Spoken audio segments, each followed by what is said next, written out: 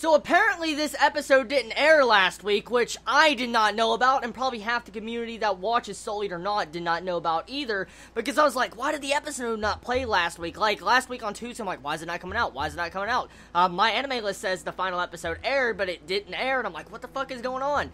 So anyways, it finally airs, the final episode, episode 12 of Soul Eater Not, and it comes to a close with this series. Now, I have to say, the ending is good. It's not the best thing I've seen from this season, but it is a lot better than some things I have seen from this season, so I'm not going to down the ending. Overall, I think this series set out what it was meant to do. It pretty much just set up the prequel to the Soul Eater series, set up the backstory and story of Sid, of how he died, get to see these new characters, and we get to see Soul Eater from a different perspective. That's exactly what this series set out to do, and it definitely did it. It wasn't meant to be a battle shonen. It wasn't meant to have epic action and constant battles through every single episode. This series was mainly strictly directed at the major fans of Soul Eater that wanted more world aspects, as I've said many times, and that's what it gave us. Now, the end of this episode pretty much concludes the Charla fight between her and Anya and Sugumi and Meme. So I like that a lot. I like how the fight was shown, and I like the way it ended,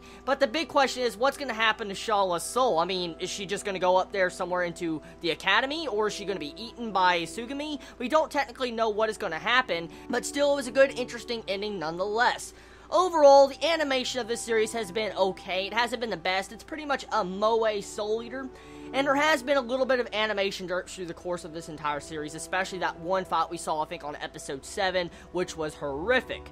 But with this episode, I saw one scene that was just so freaking hilarious. I'm just nitpicking right here, but I mean, there was an animation scene in this episode when Mei's face, like, just completely, like, collapses. Okay, I think it's in the scene where she's going evil and she's drinking the potion or whatever, about to kill, Sugumi. You see her eyes just collapse, and I'm like, what the fuck? It looks so weird. It really looks weird, but, I mean, that's the only thing I can complain about. Besides certain animation issues, the series has exceeded my expectations. I knew what I walked into, and it did that. It delivered. It delivered what I expected and a little bit more, because it gave me action I did not expect. So, overall, I say I'm going to give this series about a 7.